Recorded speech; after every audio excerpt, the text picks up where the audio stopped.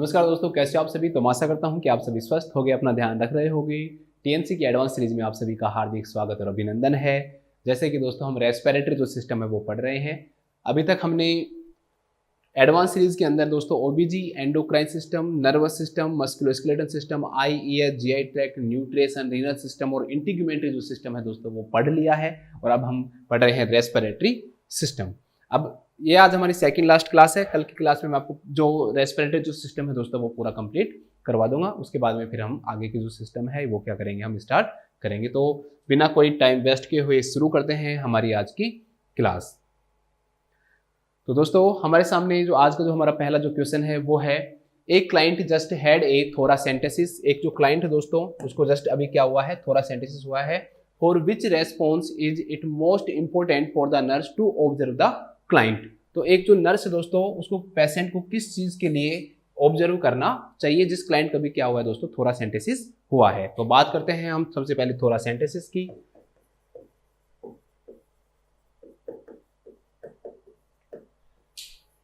Thoracentesis करने का मतलब क्या हुआ दोस्तों, थोरासेंटेसिस का मतलब ये हुआ कि जो आपका प्लूरल जो स्पेस है, दो लेयर होती है। एक जो लेयर है दोस्तों दैट इज बाहर की तरफ पैराइटल प्लूरा, और अंदर की तरफ जो है दोस्तों वो विसरल प्लूरा। इन दोनों के बीच में जो स्पेस पाया जाता है that is pleural cavity of plural space. इस प्लूरल स्पेस के अंदर जब कभी भी ज्यादा अमाउंट के अंदर क्या हो जाए दोस्तों, एयर हो जाए, जैसे कि न्यूमोथोरैक्स में होता है, या फिर दोस्तों इफ्यूजन हो जाए या फ्लूइड बाहर निकालना हो, ठीक है, या फिर दोस्तों आपको कोई भी क्या लेना हो, इस यहां से सैंपल लेना हो, जैसे प्लूरल सैंपल लेना है, या इन फ्लूइड का क्या लेना है दोस्तों, एक्सेस फ्लूइड को रिमूव करना हो, या फिर इस फ्लूइड का क्या लेना हो, आपको सैंपल लेना हो। तो इस पर्पज से दोस्तों हम क्या करते हैं, यहां से इन चीजों को रिमूव करने के लिए जो प्रोसीजर किया जाता है this is known as thoracentesis. तो थोरासेंटेसिस करने का पर्पज क्या है, to remove the air, to remove the water या excess fluid, to take the sample of the fluid, जो प्लूरल जो फ्लूइड है उसका सैंपल लेना हो आपको, या फिर दोस्तों आपको क्या करना हो, सैंपल ऑफ बायोप्सी। जो यहाँ के जो सेल्स हैं दोस्तों, जो प्लूरल जो सेल है उनकी आपको क्या लेनी हो, बायोप्सी लेनी हो। तो उस पर्पज से हम क्या करते हैं दोस्तों, थोरासेंटेसिस किया जाता है। उस पर्पज से क्या किया जाता है, थोरासेंटेसिस किया जाता है। तो ये आपको ध्यान रखना है कि थोरासेंटेसिस का मतलब क्या है, कि यहाँ पर हम क्या करते हैं, नीडल डालकर हम एयर, एक्सेस फ्लूइड, ठीक है, सैंपल ऑफ बायोप्सी, या फिर जो फ्लूइड है दोस्तों उसका सैंपल प्लूरल स्पेस से लेते हैं। इसे हम थोरासेंटेसिस के नाम से जानते हैं। ध्यान रखना, क्वेश्चन आता है दोस्तों कि एक्सेस जो फ्लूइड है वो कितना ले सकते हैं हम, ज्यादा से ज्यादा कितना फ्लूइड रिमूव किया जा सकता है। तो एक बार में ज्यादा से ज्यादा दोस्तों हम 1000 जो ml है दोस्तों वही फ्लूइड ले सकते हैं, ठीक है। डायरेक्टली दे रखा है आपकी बुक में कि ज्यादा से ज्यादा कितना फ्लूइड लिया जा सकता है, एक वन टाइम में मैक्सिमम 1000 ml फ्लूइड लिया जा सकता है। इससे ज्यादा फ्लूइड नहीं लिया जाना चाहिए, इससे ज्यादा फ्लूइड जो है दोस्तों वो नहीं लिया जाना चाहिए। तो ये भी आपको थोड़ा सा ध्यान रखना है, ठीक है। इसके अलावा दोस्तों आपको ध्यान रखना है कि एक क्वेश्चन इसके पोजीशन से रिलेटेड आता है कि भाई आप इसके अंदर कौन सी पोजीशन दोगे, इसके अंदर आप कौन सी पोजीशन दोगे। तो ध्यान रखना, sitting upright position, sitting upright position, upright position देते हैं जैसे सिटिंग चेयर पे बैठते हैं उस प्रकार से। और दोस्तों जो आर्म्स और जो शोल्डर हैं वो सपोर्टेड ऑन टेबल, ठीक है, आर्म्स एंड शोल्डर सपोर्टेड, मतलब ऐसे बैठ जाएगा तो आराम से वो निकाल सकते हैं फ्लूइड को ना, supported on table, on table.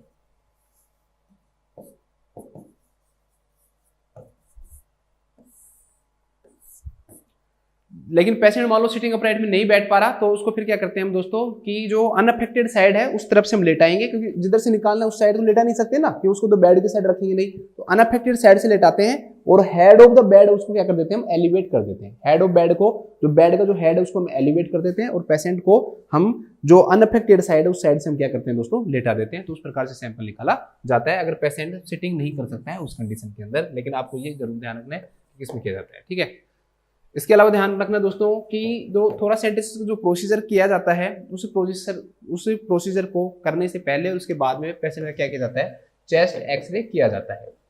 इसके अलावा जो थोरासेंटेसिस किया जाता है दोस्तों ये हमेशा यूएसजी गाइडेड किया जाना चाहिए। तो रिकमेंड किया जाता है कि भाई आपको लाइव जब अल्ट्रासाउंड कर रहे हो उसी दौरान नीडल इंसर्ट करनी चाहिए। ठीक है, क्यों? क्योंकि जो लीवर है दोस्तों, सॉरी लीवर बोल रहा हूँ, जो लंग्स है उनकी इंजरी के क्या होते हैं, चांसेस होते हैं। तो लंग्स की इंजरी के क्या हो सकते हैं, चांसेस हो सकते हैं। इसलिए यही रिकमेंड किया जाता है कि जो थोरासेंटेसिस किया जा रहा है वो जो डॉक्टर जो भी कर रहा है वो कैसे होना चाहिए दोस्तों, यूएससी गाइडेड होना चाहिए, अल्ट्रासाउंडेड गाइडेड होना चाहिए थोरासेंटेसिस। ठीक है, तो ये भी आपको ध्यान रखना है।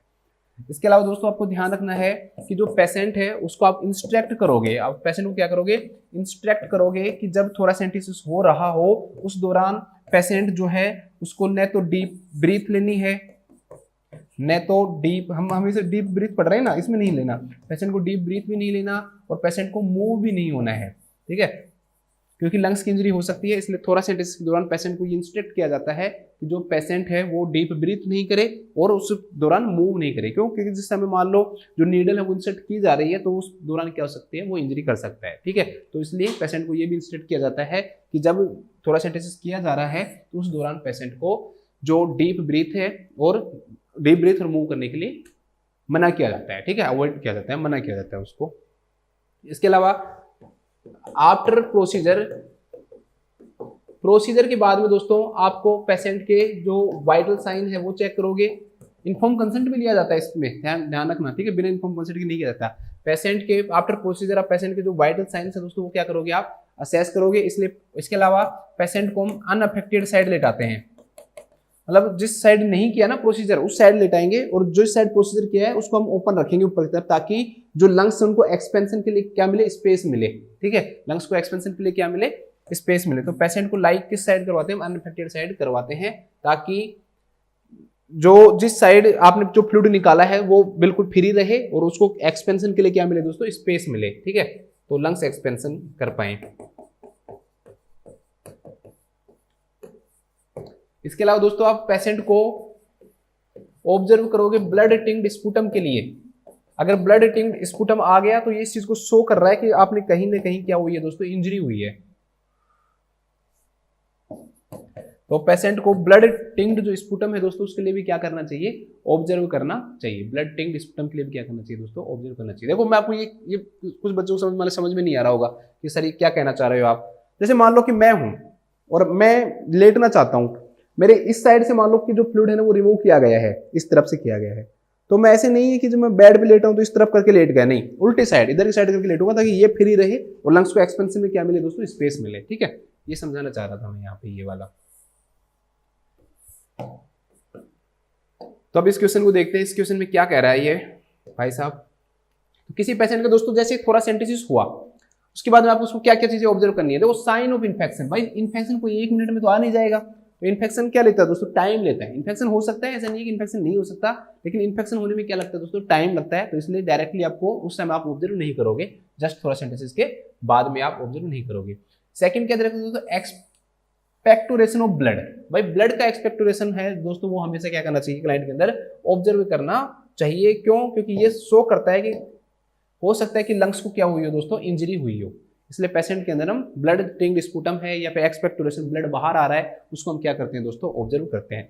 इसके अलावा इस जैसे हमने चेस्ट ट्यूब ड्रेनेज सिस्टम में सबक्यूटेनियस एम्फाइसीमा को ऑब्जर्व किया था ना, क्रेपिटस साउंड या क्रैकलिंग साउंड सुनी थी, वो इसमें भी सुनते हैं। अगर थोरासेंटेसिस किया है तो थोरासेंटेसिस के बाद में प्रोसीजर के थोरासेंटेसिस जो प्रोसीजर है दोस्तों उसके बाद में हम ये भी करेंगे, ध्यान रखना ना, तो ये भी लिख लो। तो एक चीज क्या ऑब्जर्व करोगे आप थोरासेंटेसिस के बाद में, सबक्यूटेनियस एम्फाइसीमा। एयर तो लीक नहीं हो रही है ना, एयर जो लीक उसे किस नाम से जानते हैं हम, सबक्यूटेनियस एम्फाइसीमा के नाम से जानते हैं। तो थोरासेंटेसिस के बाद में हम इस चीज को भी क्या करते हैं, ऑब्जर्व करते हैं। इसके बाद दे रखा है दोस्तों इंक्रीज्ड ब्रीथ साउंड। भाई इंक्रीज ब्रीथ साउंड तो हम एक्सपेक्ट करेंगे ना, जब फ्लूइड पहले क्या था, फ्लूइड था, मान लो एयर थी, तो जो लंग्स वो एक्सपेंड नहीं हो पा रहे थे, तो ब्रीथ साउंड हमें लेस सुनाई दे रही थी या नहीं सुनाई दे रही थी। लेकिन जैसे फ्लूइड निकाला, एयर निकाला, तो जो पेशेंट है वो थोड़ा सा रिलीफ मिलेगा, उसके कारण जो ब्रीथ साउंड है वो इंक्रीज हो रही है, तो ये अच्छी बात है, इसमें कोई प्रॉब्लम नहीं है। इसके बाद देखा दोस्तों डिक्रीज्ड रेस्पिरेटरी रेट। भाई डिक्रीज जो रेस्पिरेटरी जो रेट है दोस्तों वो इस चीज को शो कर रही है ना कि भाई पेशेंट का फ्लूइड निकला है, तो जो पेशेंट है वो नॉर्मल की तरफ जा रहा है। पहले बॉडी कंपनसेट करके क्या कोशिश कर रही थी, रेस्पिरेटरी रेट को नॉर्मल लाने की कोशिश कर रही थी, तो अब डिक्रीज हो रही है, तो उसको मतलब नॉर्मल लाने, अब नॉर्मल लाने की जरूरत नहीं है, मतलब पेशेंट अब नॉर्मल की तरफ जा रहा है, तो ये भी क्या हो जाएगा दोस्तों, आपका गलत हो जाएगा। तो हम किस चीज के लिए ऑब्जर्व करेंगे पेशेंट को? एक्सपेक्टोरेशन ऑफ द ब्लड के लिए ऑब्जर्व करेंगे, डिक्रीज ब्रीथ साउंड के लिए ऑब्जर्व करेंगे, कहीं ब्रीथ साउंड कहीं कम तो नहीं हो रही है, ठीक है। तो ये उल्टा है कि भाई इंजरी हुई होगी, रेस्पिरेटरी रेट डिक्रीज की जगह इंक्रीज के लिए चेक करेंगे, और साइन ऑफ इन्फेक्शन को जब उसी टाइम चेक नहीं किया जाता है तो ये भी क्या हो जाएगा आपका? गलत हो जाएगा। तो इसमें लिख लो, लिखो इसमें कि थोरासेंटेसिस के बाद, ठीक है, लिखो थोरासेंटेसिस के बाद, थोरासेंटेसिस के बाद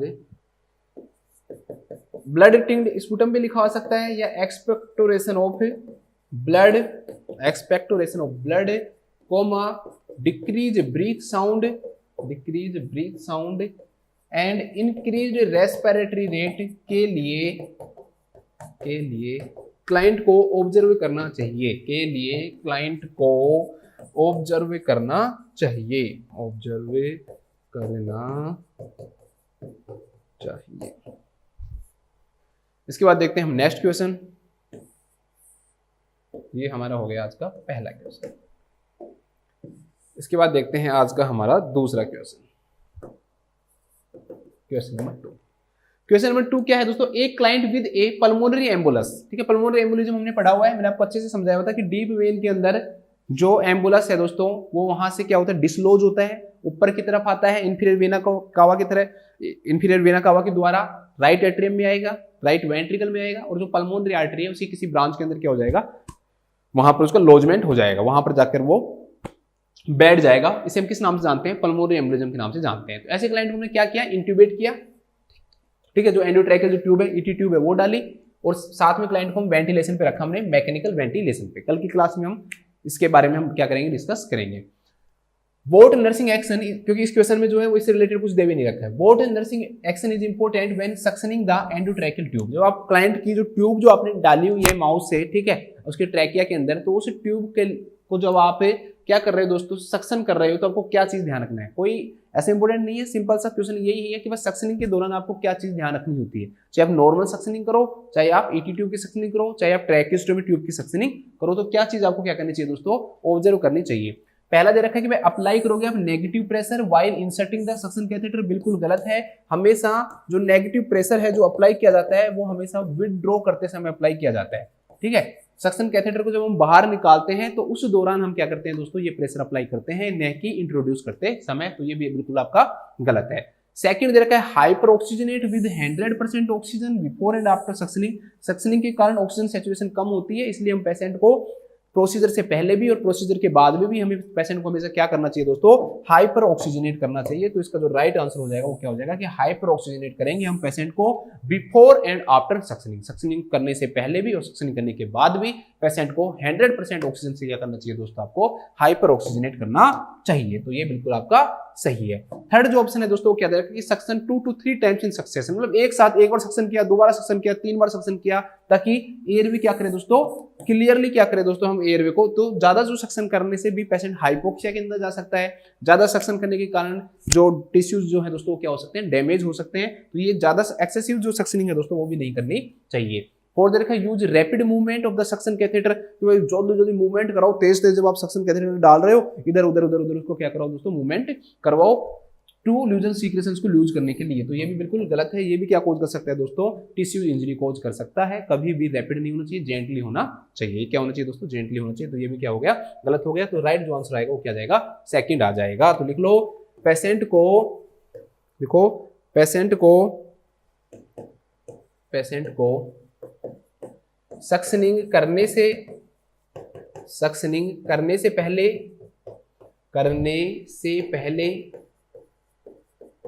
और करने के बाद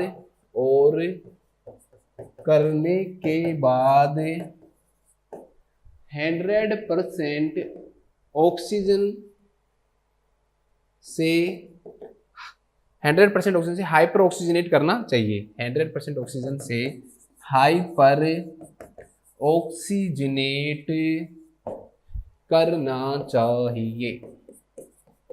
ऑक्सीजन से हाइपर ऑक्सीजनेट करना चाहिए, ठीक है। तो सक्शन करो या उससे पहले या उसके बाद में, करने से पहले भी उसके बाद में हम हाइपर ऑक्सीजनेट करेंगे, ठीक है। सक्शन प्रेशर जो है हमेशा विड्रॉ करते समय हम लगाते हैं, ठीक है। ये भी आपको ध्यान रखना है। वैसे मैंने आपको सक्सेनिंग पढ़ाया हुआ है, तो ये बच्चे मत सोचना कि सर सक्सेनिंग इतना ही बताया, इस क्वेश्चन में कुछ बताया नहीं आपने। मैंने आपको अच्छे से सक्सेनिंग जो है दोस्तों वो समझाया हुआ है। नेक्स्ट जो क्वेश्चन है दोस्तों क्या है, in the first 2.5 hours after a radical neck dissection. जैसे जो क्लाइंट है दोस्तों, मान लो किसी के थ्रोट कैंसर हो या लैरिंजियल जो कैंसर होता है, मैंने आपको कल की क्लास में भी समझाया था, तो उस समय जो लैरिंग्स है, वोकल कॉर्ड हमको रिमूव करते हैं, आसपास की कार्टिलेज, उनके आसपास के जो मसल्स हैं उनको भी हम रिमूव करते हैं, तो इस प्रोसीजर को हम रेडिकल नेक डिसेक्शन के नाम से जानते हैं। 40 ml of medium red bloody fluid is obtained from the clients drainage system. हमने देखा कि यहाँ हमने ट्यूब डाली ताकि जो भी ड्रेनेज आ रहा है, मान लो इकट्ठा हो रहा है, ये ऑब्स्ट्रक्शन कोज नहीं करे, एयर वे ऑब्स्ट्रक्शन कोज नहीं करे, इसलिए हमने ट्यूब डाली। ट्यूब में हम क्या देख रहे हैं दोस्तों कि 40 ml है ना, रेड कलर का है, और जैसे ब्लड का जैसे दिखने वाला क्या है, फ्लूइड है, वो ड्रेनेज सिस्टम में आया है। कितनी टाइम में आ गया, फर्स्ट 2.5 आवर्स में आ गया, 2.5 घंटे के अंदर ही 40 ml आ गया है। तो vote should the nurse do, nurse को क्या करना चाहिए। तो पहली बात है दोस्तों, आपको फ्लूइड की अमाउंट पता होनी चाहिए कि भाई कितनी अमाउंट होती है। तो ध्यान रखना 24 घंटे के अंदर ही 80 से 120 ml फ्लूइड नॉर्मल कहलाता है, ठीक है, ये नॉर्मल है। लेकिन ये कितनी देर में है दोस्तों, 24 घंटे में, ठीक है। किसी भी क्लाइंट का अगर रेडिकल नेक डिसेक्शन हुआ है तो ड्रेनेज सिस्टम के अंदर हम कितना एक्सपेक्ट करते हैं कि भाई 80 से 120 ml आएगा 24 घंटे के अंदर। अब यहाँ पर जो अमाउंट है ना दोस्तों, कितनी आ गई, 40 ml आ गई सिर्फ 2.5 घंटे में, मतलब लगभग आधी अमाउंट आ गई 80 ml की। तो इसका मतलब क्या है दोस्तों, मतलब एक्सेसिव क्या आ रहा है, ब्लड आ रहा है। एक्सेसिव क्या आ रहा है दोस्तों, ब्लड आ रहा है। तो आप क्या क्या करोगे भाई, क्लाइंट की वाइटल साइन लोगे या नहीं लोगे। देखो सेलेक्ट ऑल द अप्लाई वाले हैं तो एक से ज्यादा आंसर होंगे सही, बिल्कुल सही है भाई। क्लाइंट के हम क्या लेंगे, वाइटल साइन तो लेंगे, उसी से हम पता लगेगा। क्यों, क्योंकि कितना ब्लड आ रहा है उसके कारण शोक में न चला जाए पेशेंट, तो हम चेक करेंगे कि पेशेंट का जो हार्ट रेट है वो तो बढ़ी हुई नहीं है, टैकीकार्डिया तो उसको नहीं है, हाइपोटेंशन तो नहीं है उसको, स्किन चेक करेंगे उसकी कोल कामी स्किन तो उसकी नहीं है। तो ये सब साइन चेक करते हैं, तो वाइटल साइन हम लेते हैं। चेंज द ड्रेसिंग, बिल्कुल गलत बात है भाई। पेशेंट कभी हुआ ही है, 2.5 घंटे पहले ही पेशेंट आया है, और नई जो ड्रेसिंग उसको हम हटा नहीं सकते। अगर हमने ड्रेसिंग हटा दी तो वहां पर क्या हो जाएगा दोस्तों, क्योंकि ड्रेसिंग से ब्लड थोड़ी आ रहा है, जो ड्रेनेज जो सिस्टम, जो ट्यूब डालकर हमने लगा रहे हैं ना, उस ड्रेनेज सिस्टम के अंदर ब्लड आ रहा है। अगर यहाँ से आ रहा है तो मान लो हटाने की जरूरत पड़ भी जाए, लेकिन यहाँ से थोड़ी आ रहा है ब्लड, तो ड्रेसिंग को हटाने की यहाँ पर कोई जरूरत नहीं है, ये बिल्कुल गलत है। Apply pressure over the site, ये बिल्कुल गलत बात है दोस्तों कि आप ज्यादा अगर प्रेशर यहाँ पर अप्लाई करोगे तो ऑब्स्ट्रक्शन कोज कर सकते हो, और ये बहुत ज्यादा लाइफ थ्रेटनिंग भी हो सकता है पेशेंट को, इसलिए कभी भी प्रेशर अप्लाई नहीं करना चाहिए। एलिवेट द लोअर एक्सट्रीमिटी, बिल्कुल गलत है। यहाँ पर हम हेड को एलिवेट करते हैं। किसको एलिवेट करते हैं दोस्तों, हेड को एलिवेट करते हैं, ताकि जो भी सीक्रेशंस जो हो रहे हैं वो आगे की तरफ जाए, यहाँ पर एक्यूमुलेट नहीं हो, एडिमा कोज नहीं करवाएं, ठीक है। इसके अलावा जो इंटरस्टिशियल जो फ्लूइड है उसके कारण एडिमा हो सकती है, तो वो सीक्रेशन जो भी आ रहे हैं वो आगे की तरफ जाएं, तो इसलिए हम कभी सा लोअर एक्सट्रीमिटी को ही हेड को एलिवेट करवाते हैं। तो ये भी गलत है, ठीक है, ये भी गलत हो गया, आपका ये भी गलत हो गया, ये भी गलत हो गया। Notify the health care provider, हाँ, अब हम इसमें जो सही है वो यही आएगा कि हमें हेल्थ केयर प्रोवाइडर जो है दोस्तों, उसको क्या करना पड़ेगा, हमें नोटिफाई करना पड़ेगा, उसे बताना हमारे लिए जरूरी। तो लिख लो,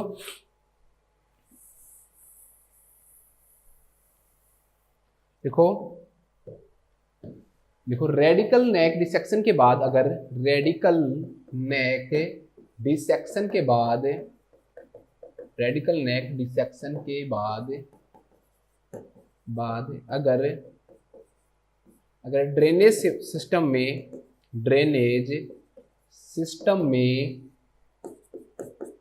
सिस्टम में एक्सेसिव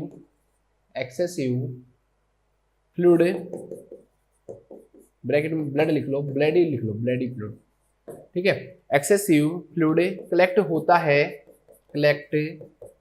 है तो नर्स को पेशेंट के वाइटल साइन लेने चाहिए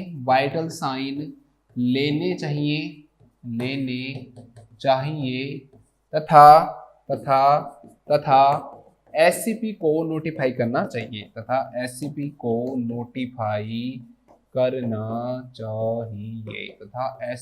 नोटिफाई करना चाहिए, ठीक है। इसके बाद देखते हैं नेक्स्ट क्वेश्चन।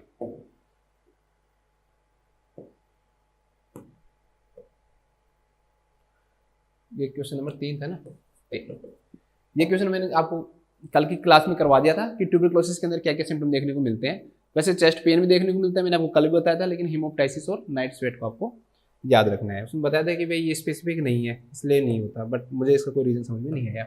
ये बहुत सिंपल क्वेश्चन है, शायद कोई ऐसा बच्चा नहीं है आप में से जो नहीं कर पाएगा, तो कमेंट करके मुझे बताओ। A nurse must administer streptomycin IM में दिया जाता है, ध्यान रखना 1 ग्राम दिया जा रहा है IM to a client with tuberculosis के पेशेंट को। द वाइल कंटेन्स 500 mg पर ml। ठीक है, देखो एक वाइल है आपकी स्ट्रेप्टोमाइसिन की, इसके अंदर 500 mg पर ml है। ठीक है, अब आपको जो देना है ना वो 1 ग्राम देना है। अब बताओ इससे ज्यादा सिंपल कोई क्वेश्चन होगा दुनिया में? 500 mg 1 ml में है और आपको 1 ग्राम स्ट्रेप्टोमाइसिन देना है, तो आप कितने ml दोगे? सिंपल से 1 ml में 500 mg है और 1 ग्राम देना है, भाई 2 ml देंगे, इसमें क्या है? ठीक है, क्योंकि 1 ml में 500 mg है तो 2 ml में 1000 mg मतलब 1 ग्राम है और 1 ग्राम देना है तो कितना देंगे? 2 ml देंगे। ये तो कोई सोचने की बात भी नहीं है, इसमें तो कोई फॉर्मूला भी मत लगाओ यार कि भाई आप फॉर्मूला लगा रहे हो desired dose upon available dose. ठीक है, तो वो लगाने की आपको जरूरत नहीं है। इसके बाद देखो नेक्स्ट क्वेश्चन,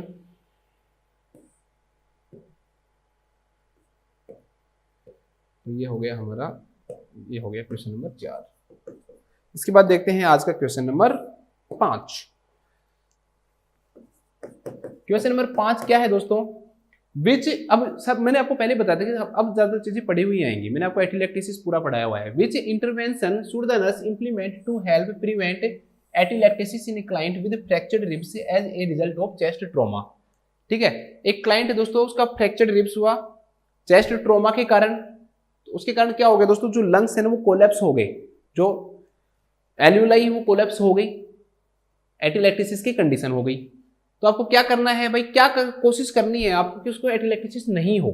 चेस्ट ट्रॉमा के क्लाइंट में आप क्या चीज कर सकते हो? अगर चेस्ट ट्रॉमा क्लाइंट है तो भाई आप ये कोशिश करो दोस्तों कि भाई जो सीक्रेशंस जो है ना वो वहां से बाहर निकले, सीक्रेशंस एक जगह कलेक्ट नहीं हो, एयरवे ऑब्स्ट्रक्ट नहीं हो। क्यों? अगर अब एयरवे भी ऑब्स्ट्रक्ट हो गया तो जो एयर है दोस्तों वो एल्यूलाई तक नहीं पहुंचेगी, और एल्यूलाई तक नहीं पहुंचेगी तो वो क्या हो जाएंगे दोस्तों? कोलैप्स्ड हो जाएंगी, उनका एक्सपेंशन नहीं हो पाएगा। क्यों? क्योंकि सीक्रेशंस उनके अंदर जमा होंगे तो वो एक्सपेंड नहीं हो पाएंगे। तो उसे रोकने के लिए दोस्तों मैंने आपको जब वहां पर पढ़ाया था तब भी शायद मैंने आपको बताया होगा कि ऐसी कंडीशन के अंदर हम क्लाइंट को क्या करते हैं दोस्तों? कफिंग और डीप ब्रीथिंग के लिए क्या करते हैं? एक्सरसाइज करते हैं, ताकि वहां पर जो सीक्रेशन है ना दोस्तों वो क्या हो? मूव हो, वो अपनी जगह से वहां से हिले, मूव करें, ताकि क्या हो दोस्तों? जो एल्यूलाई है उनके अंदर भरे नहीं और वो कोलैप्स नहीं हो। तो एटिलैक्टेसिस का मतलब यही है, वो कोलैप्स हो रहे हैं, तो उस कोलैप्स को रोकने के लिए हम क्या करेंगे दोस्तों? सीक्रेशंस को मूव करना जरूरी है। तो एटिलैक्टेसिस में बहुत इंपॉर्टेंट क्वेश्चन है, ध्यान रखना। लग ऐसा रहा है लेकिन एक नर्सिंग मैनेजमेंट सिंपल सा पूछेगा कि एटिलैक्टेसिस में क्या करना चाहिए, तो कफिंग और डीप ब्रीथिंग को क्या करना चाहिए दोस्तों? एनकरेज करना चाहिए। पहले देखा है apply A thoracic binder for support, बिल्कुल गलत है। यहां पर आपने अगर कुछ बांध दिया तो लंग्स क्या पहले ही उसको चेस्ट इंजरी है तो एक्सपेंशन नहीं हो पाएगा। अगर लंग्स का एक्सपेंशन नहीं हुआ, ऑक्सीजन अंदर नहीं जा रही है तो एल्यूलाई वैसे कोलैप्स हो जाएंगे, एटिलैक्टेसिस की कंडीशन डेवलप हो जाएगी। तो ये बिल्कुल गलत है। इसके बाद दोस्तों पेन मेडिकेशंस मत दो क्लाइंट को after first day after injury. भाई इंजरी जब वो सांस लेगा, इंस्पिरेशन लेगा तो उसको पेन होगा और उसे पेन मेडिकेशन देने की क्या पड़ेगी? जरूरत पड़ेगी। तो ये बिल्कुल क्या दे रखा है दोस्तों? आपको गलत दे रखा है।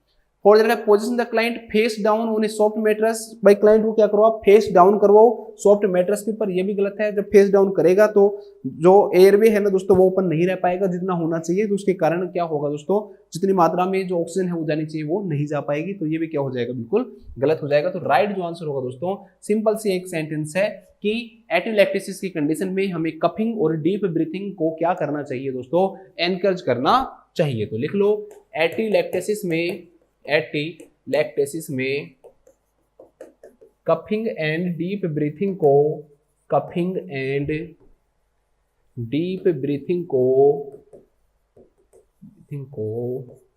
एनकरेज करना चाहिए, इनको एनकरेज करना चाहिए। ठीक है, कफिंग और डीप ब्रीथिंग को हमें क्या करना चाहिए? एनकरेज करना चाहिए। इसके बाद देखते हैं next question, question number 6। Question number 6 क्या है दोस्तों? The arterial blood gases of A client with chronic obstructive pulmonary disease. मैंने आपको पढ़ाया हुआ है सीओपीडी के बारे में। 2 डिसऑर्डर्स के अंदर आते हैं दोस्तों, आपको बताने की शायद मुझे जरूरत नहीं पड़नी चाहिए अब इसके अंदर कौन कौन से 2 डिसऑर्डर आते हैं। ठीक है, एम्फाइसीमा आता है एंड क्रोनिक ब्रोंकाइटिस आता है। तो मैंने आपको अच्छे से इन दोनों के बारे में समझाया हुआ है कि क्या क्या चीजें इन दोनों के अंदर देखने को मिलती हैं। तो पिछली क्लासेस जाके आप और अच्छे से समझ लेना, लेकिन क्वेश्चन जो है वो मैं जरूर समझाऊंगा आपको। वो डिटोरिएट होता है and respiratory failure is impending. ठीक है, उसके अंदर क्या है भाई, सीओपीडी क्लाइंट है, वो डिटोरिएट हो रहा है, उसकी आर्टरी, हमने एबीजी की आर्टरी ब्लड गैसेज ली तो हमने देखा कि वो क्लाइंट किसकी तरफ जा रहा है, रेस्पिरेटरी फेलियर की तरफ जा रहा है। For which clinical indicator should the nurse assess first. भाई सीधी बात है कि भाई रेस्पिरेटरी फेलियर में जाएगा, कहीं सेरिब्रल हाइपोक्सिया तो नहीं हो जाएगा, मैंने कल भी आपको बताया था। तो सेरिब्रल जो हाइपोक्सिया दोस्तों, उसके अंदर दो सिम्टम देखने को मिलेंगे। तो ऐसे क्लाइंट के अंदर दो सिम्टम सबसे पहले आपको ऑब्जर्व करने हैं, एक रेस्टलेसनेस, अगर वो ऑप्शन में नहीं दे रखा तो फिर आपको देखना है क्या, मेंटल कंफ्यूजन।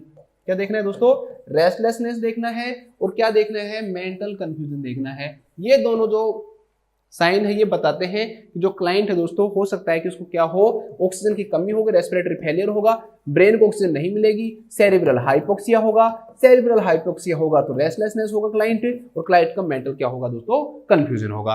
पहला जो ऑप्शन है वो दे रखा है कि साइनोसिस होगा, बिल्कुल गलत है। साइनोसिस होता है, बिल्कुल सही बात है, लेकिन लेटर साइन है, बाद में देखने को मिलता है।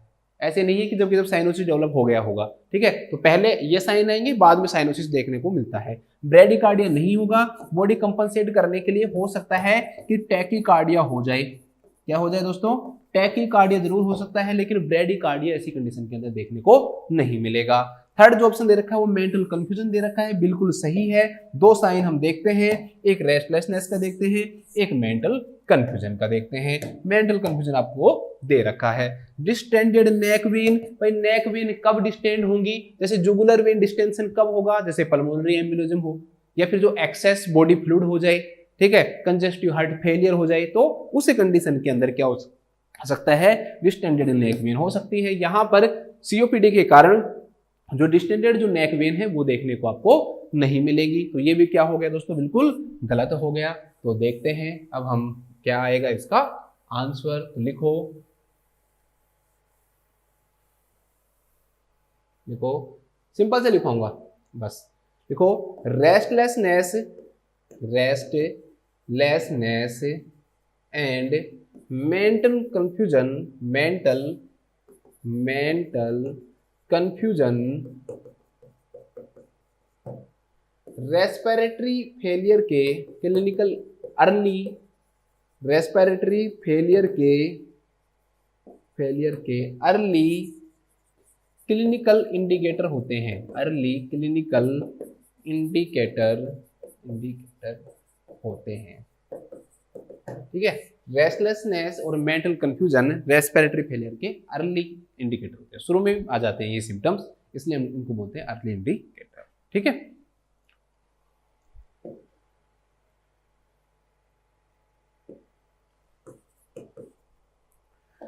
इसके बाद देखते हैं हम next question, question number 7। Question number 7 क्या है दोस्तों, देखो सब चीजें पड़ी हुई है ना, इसलिए टाइम नहीं लूंगा मैं, बिना फालतू में टाइम वेस्ट नहीं करूंगा। A nurse is caring for a client with severe dyspnea who is receiving oxygen via venturi mask। भाई ऑक्सीजन वेंचुरी मास्क से ले रखा है, मैंने आपको अच्छे से समझाया हुआ कि किस प्रकार से कितनी कितनी परसेंटेज में वेंचुरी मास्क काम करता है, कितनी उसकी क्या रहती है, फ्लो रेट रहती है। तो ध्यान रखना, ये प्रीसाइज ऑक्सीजन देता है, बिल्कुल आपको क्या देता है, प्रीसाइज ऑक्सीजन, जितनी परसेंट आपको ऑक्सीजन चाहिए उतनी परसेंट ऑक्सीजन उस फ्लो रेट से आपको क्या करता है, ये प्रोवाइड करता है। ठीक है, What should the nurse do when caring for this client? मान लो आप किसी भी क्लाइंट को दोस्तों वेंचुरी मास्क से ऑक्सीजन दे रहे हो, तो आपको क्या करना चाहिए। पहला दे रखा है assess the frequently for nasal drawing. Nasal drawing जो है ना वो डायरेक्टली इससे देखने को नहीं मिलती है, ये प्रॉब्लम है नेजल कैनुला की। किसकी है दोस्तों, नेजल कैनुला में ऐसा जरूर होता है कि नेजल ड्राइंग देखने को आपको मिल सकती है, लेकिन वेंचुरी जो मास्क है दोस्तों उसमें नेजल ड्राइंग की कंडीशन देखने को नहीं मिलती है। ठीक है, क्यों, क्योंकि नेजल के अंदर डायरेक्ट यहाँ पर इंसर्ट किया जा रहा है नेजल फ्लेयर्स में, तो और ह्यूमिडिफाइड भी नहीं है ऑक्सीजन, तो उसके कारण देखने को मिलती है, यहाँ पर नहीं देखने मिलती। नेक्स्ट दे रखा है दोस्तों, keep the mask tight against the face. ज्यादा टाइट भी नहीं करना चाहिए मास्क को, जो मास्क दे रखा है वो टाइट रखना चाहिए, तो ज्यादा टाइट नहीं करना चाहिए मास्क को, ये भी ध्यान रखना कि मास्क को ज्यादा टाइट भी नहीं रखा जाता है। थर्ड दे रखा है, क्योंकि जो पेशेंट है ना डिस्कम्फर्ट हो जाता है ज्यादा टाइट होने के कारण। Monitor oxygen saturation level when eating, बिल्कुल सही बात, ये बात बिल्कुल सही लगी। क्यों दोस्तों, भाई देखो अगर क्लाइंट खाना खा रहा है तो सिर्फ एक ऐसी चीज है दोस्तों जिसमें प्रॉब्लम नहीं हो सकती, वो है नेजल कैनुला। नेजल कैनुला आप लगा के बात भी कर सकते हो, इसलिए सबसे कंफर्टेबल होता है वो। ठीक है, सबसे कंफर्टेबल होता है वो।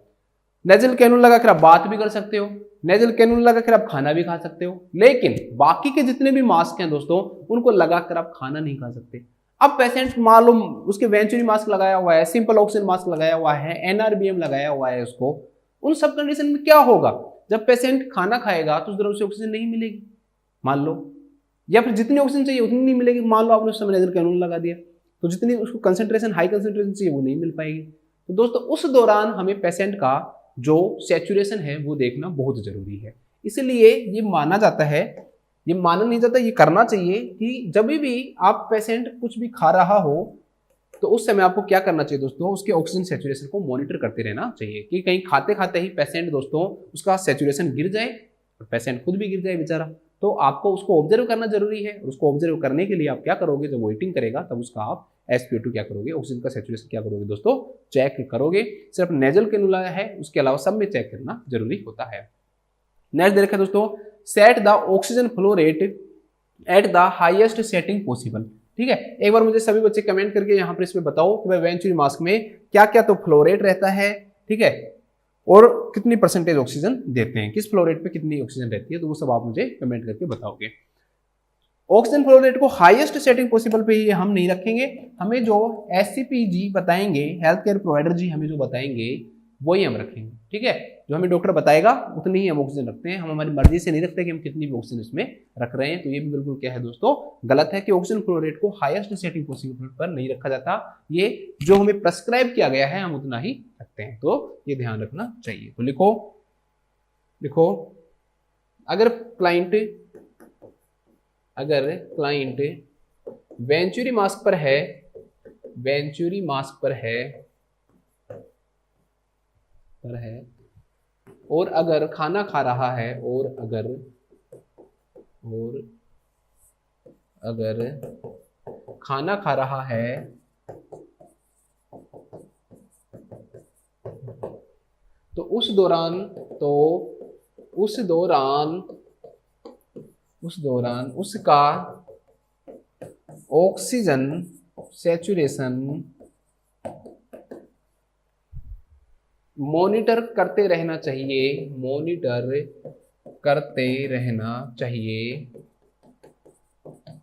क्योंकि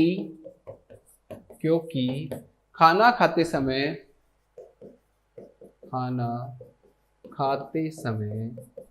वेंचुरी मास्क को रिमूव करना पड़ता है,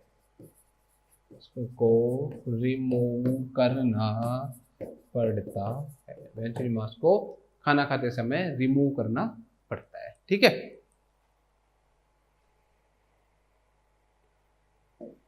इसके बाद देखते हैं हम नेक्स्ट क्वेश्चन, ये भी इसी से रिलेटेड है।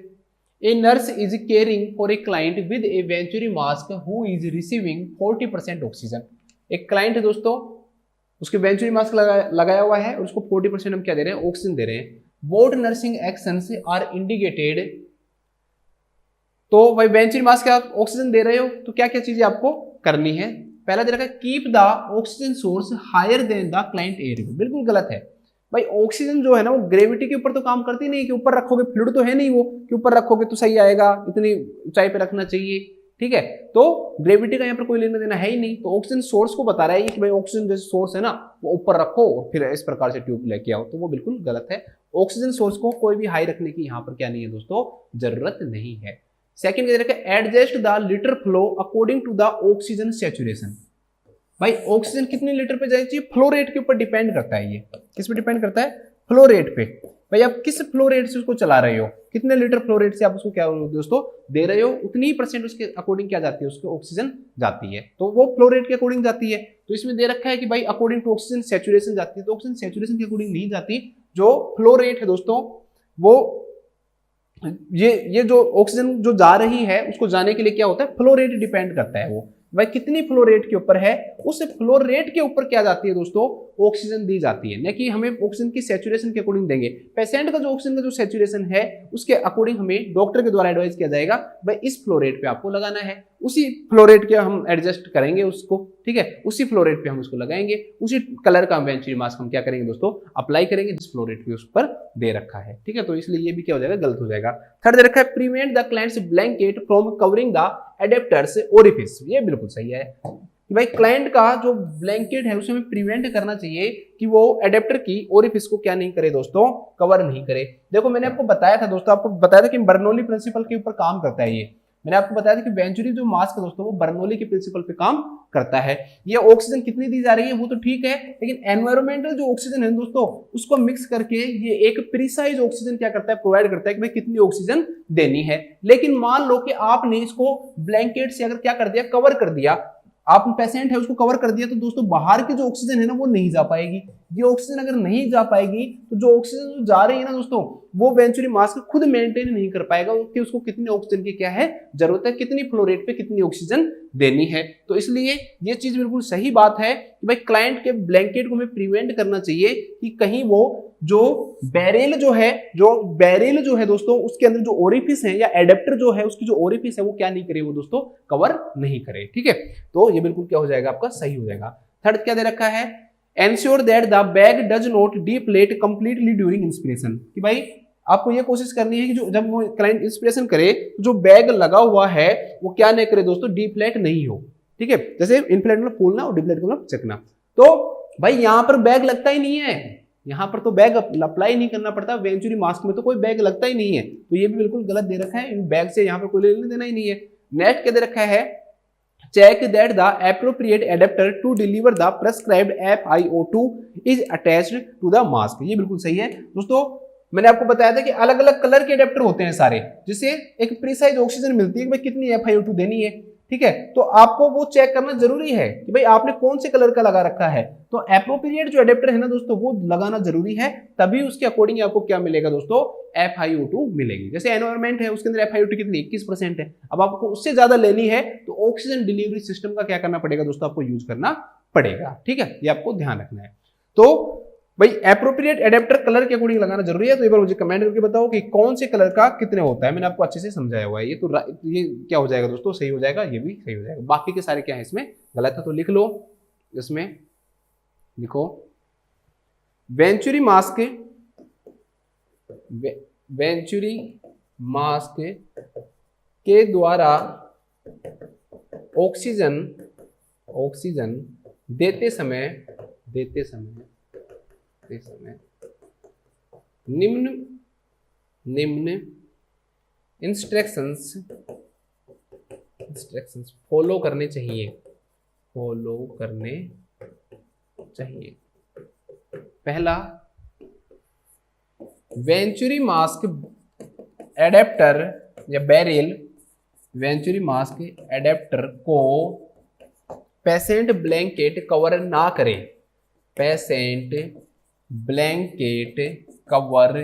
ना करें, क्योंकि ओरिफिस कवर होंगी, जो ओपनिंग है यहाँ पे वो कवर होंगी, तो जो एयर है जो एनवायरमेंट से जो आ रही है वो नहीं आ पाएगी। तो ये भी क्या है दोस्तों, जानना जरूरी है। और एक भाई एप्रोप्रिएट साइज का क्या होना चाहिए दोस्तों, एडेप्टर होना चाहिए। लिखो प्रेस्क्राइब्ड FiO2 के लिए एप्रोप्रिएट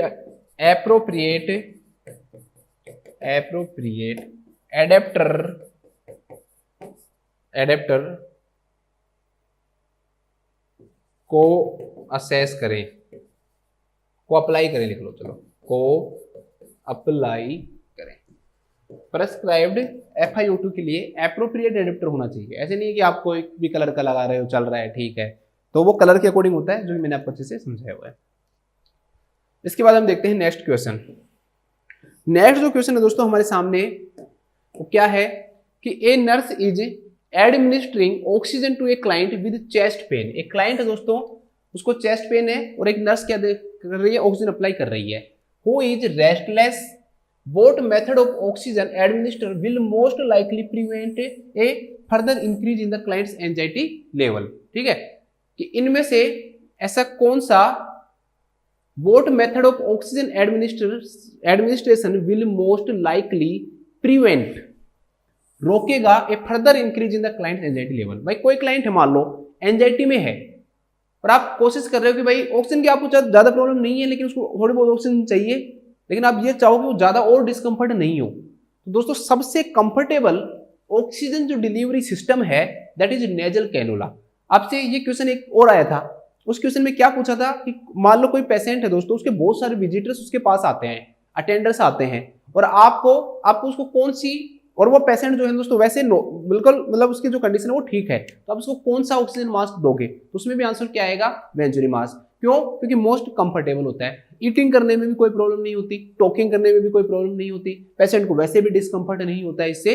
तो अगर आप किसी भी क्लाइंट के अंदर रेस्टलेसनेस हो, ऐसी कंडीशन हो और आपको ऑक्सीजन की जो कंसंट्रेशन है वो बहुत ज्यादा नहीं देनी हो, तो क्या करोगे दोस्तों, आप किस चीज से ऑक्सीजन दोगे, नेजल कैनुला से ऑक्सीजन दोगे। सिर्फ कैनुला लिख दिया, वैसे इसका पूरा नाम क्या आएगा, नेजल कैनुला। तो इस क्लाइंट की जो एंजाइटी जो लेवल है वो और ज्यादा क्या नहीं होगी, इंक्रीज नहीं होगी। ठीक है, तो राइट आंसर होगा कैनुला। कैथेटर बिल्कुल गलत है।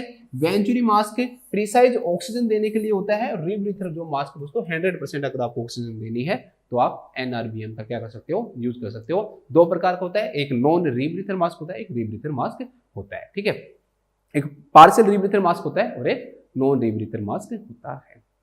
तो मैंने आपको समझाया हुआ है। तो इसका राइट जो आंसर होगा वो क्या हो जाएगा दोस्तों, आपका कैनुला हो जाएगा। तो लिखो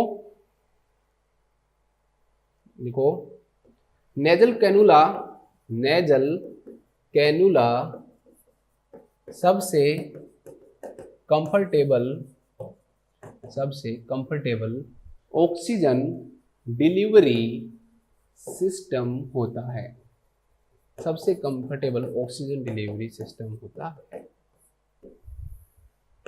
ठीक है,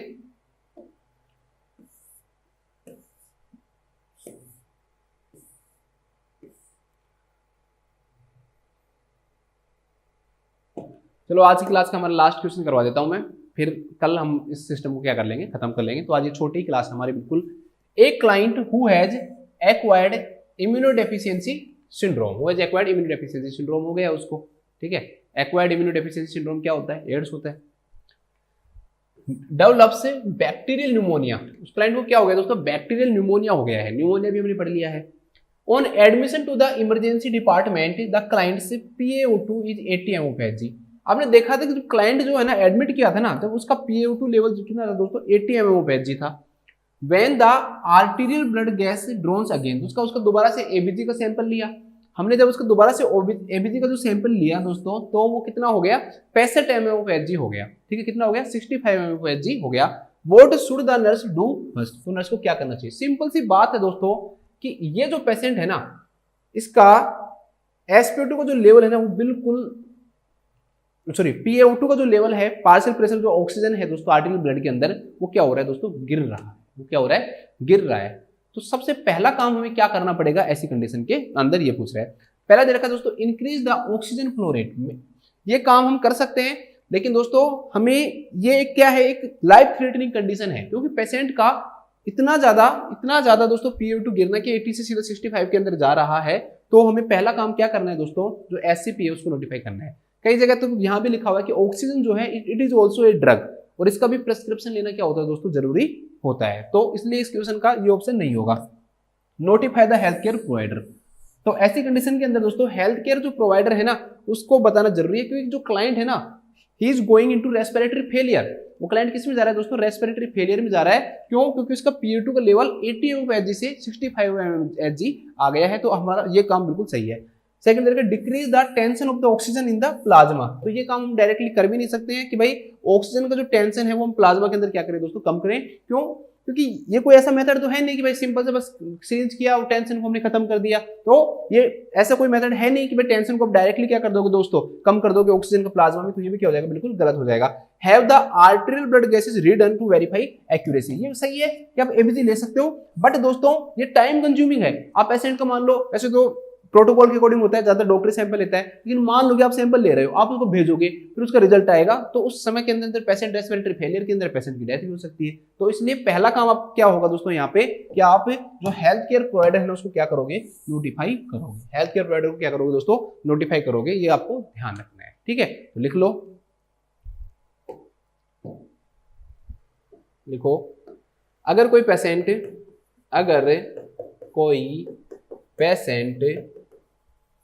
रेस्पिरेटरी फेलियर में जा रहा है,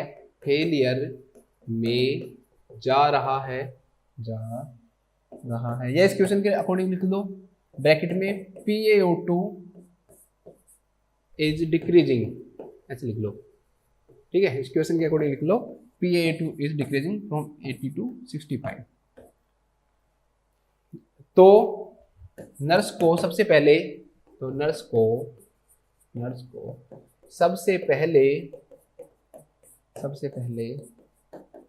SCP को नोटिफाई करना जरूरी है। सबसे पहले SCP को नोटिफाई करना जरूरी है।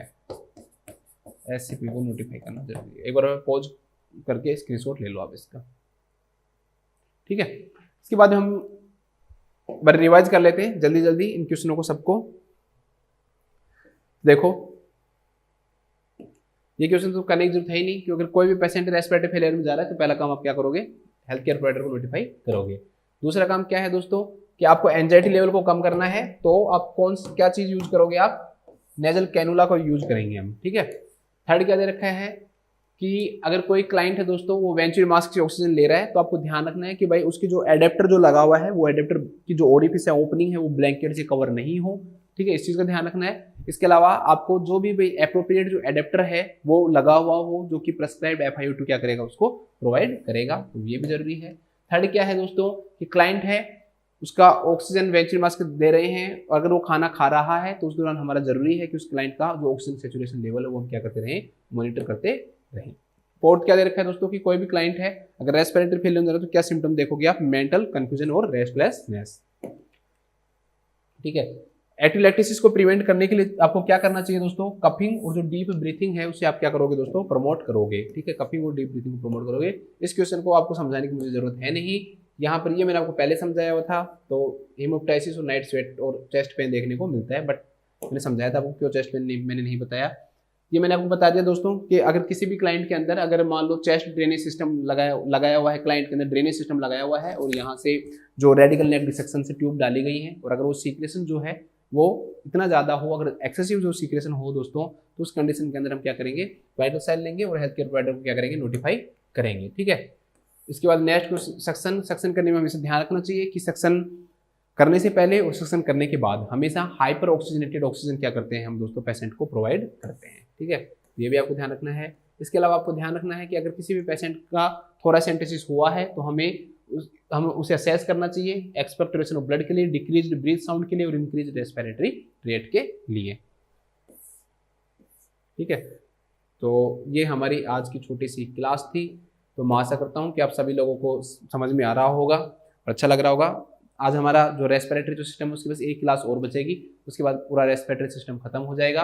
उसके बाद में दोस्तों हम नेक्स्ट क्या पढ़ें, इस सब के लिए आप मेरे को एक बार फिर से कमेंट करके बताओ। तब तक के लिए हम सभी मिलते हैं। सभी अपना ध्यान रखो, स्वस्थ रहो, खुश रहो। Thank you so much.